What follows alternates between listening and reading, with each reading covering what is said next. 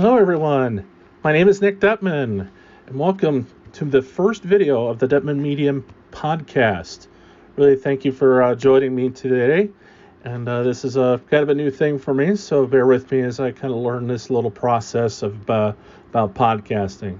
This is something I've wanted to do for a while, but I couldn't figure out a topic, but I think I've found something I feel like I've got some expertise and tips that I feel like I'd like to share with people. For those who are not familiar with me, I'm a social media and digital marketing specialist. I work at a nonprofit in Milwaukee running their social media and digital media marketing strategies. I oversee the social media also for a couple other publications and outlets and organizations as well, including West Bend Theater Company, and also just recently finished up a digital project for NASCAR.com. So this is an area that I've really come to enjoy after spending 20 years as a newspaper reporter, and it's been very rewarding. So I feel like the knowledge I've gained since transitioning into social media and digital marketing has really paid great dividends for me, and I'm eager to share some of those things with you. So as part of the premiere, what better way to do that than to kind of quickly talk about some of the new changes that YouTube has made, and it's been revealed. Social Media Examiner held a podcast and a live YouTube video, and they hosted Diana Gladney, who is a YouTube specialist, and talked about several different areas of YouTube that the platform has made, changes it's made to its platform, and I have to say it's quite exciting. So what better way now to kick off my new podcast with talking about these new changes. So the first part is talking about the premiere option. So when if you're familiar with uploading videos to YouTube, you have several different options on how you want to share them and when you want to share them. One of those options include publish now or schedule for a later date, and then premiere is an option. And essentially what premiere is it allows marketers or video content creators to kind of ping their subscribers that a new video is coming, as opposed to just getting a push notification when once the video is posted. At that point, you kind of run the risk that they just may not see it. So that is kind of a neat little tactic that you can use on YouTube. And the changes that, according to Diana Gladney, include is now if you choose the premiere option, you can now also include like a short video ahead of it. So almost kind of think of it as like a movie trailer or a movie premiere, to just kind of another way to pump up the video that you've got coming up.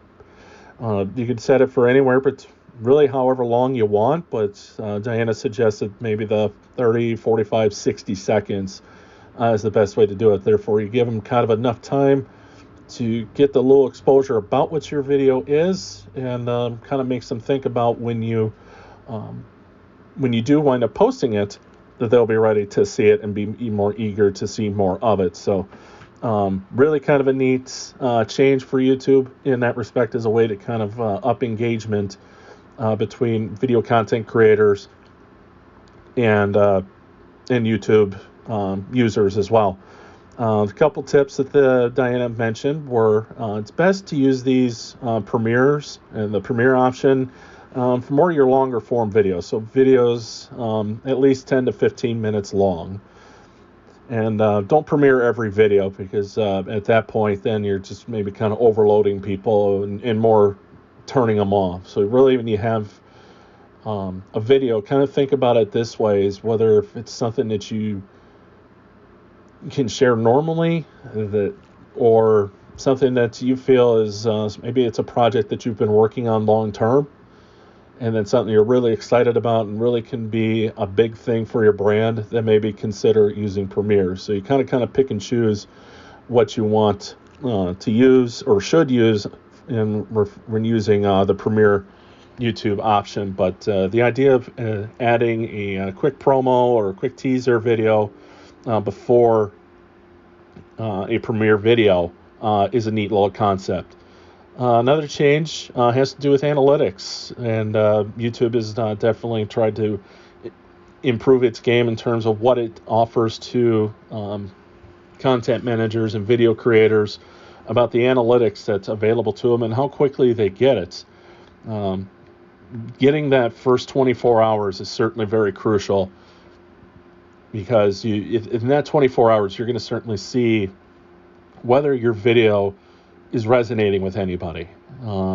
So understanding the analytics and getting that analytics early is very important, and it's very exciting that YouTube has worked to improve that option.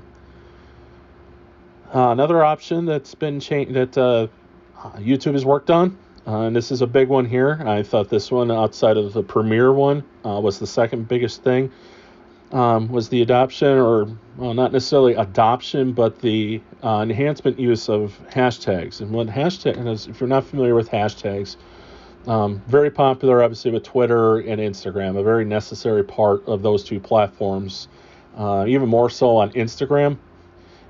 Several months ago, maybe actually even been in November, Instagram announced big changes in terms of how people were finding content on its platform.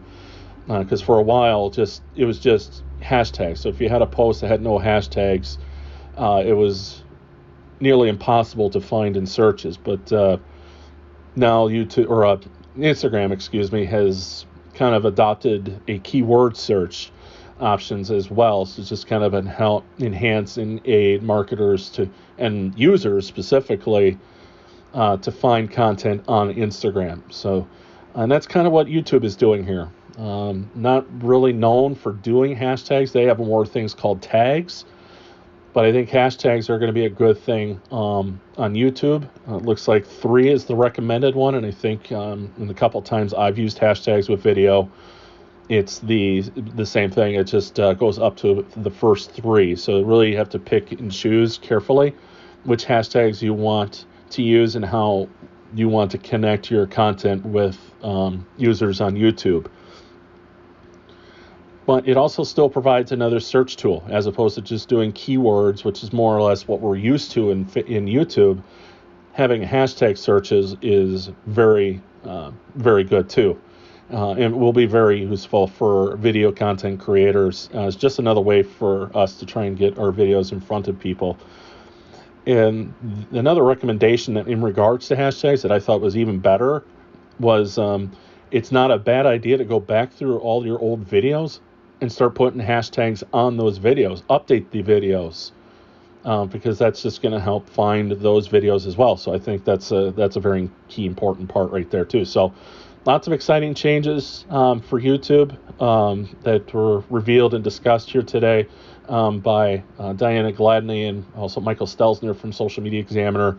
They had a great YouTube presentation and web chat with that. So very useful information, and glad to share that information with you folks as well. If you haven't already, be sure to subscribe to my blog, which is nicholasdettmann.blogspot.com. And that's where you'll find news and notes as well. I will try to kind of keep a podcast going, hopefully at least once a week, just kind of talk about some news items that have gone on in terms of social media and digital marketing. So hope you enjoyed this premiere and the first episode of the Dettmann Media Podcast.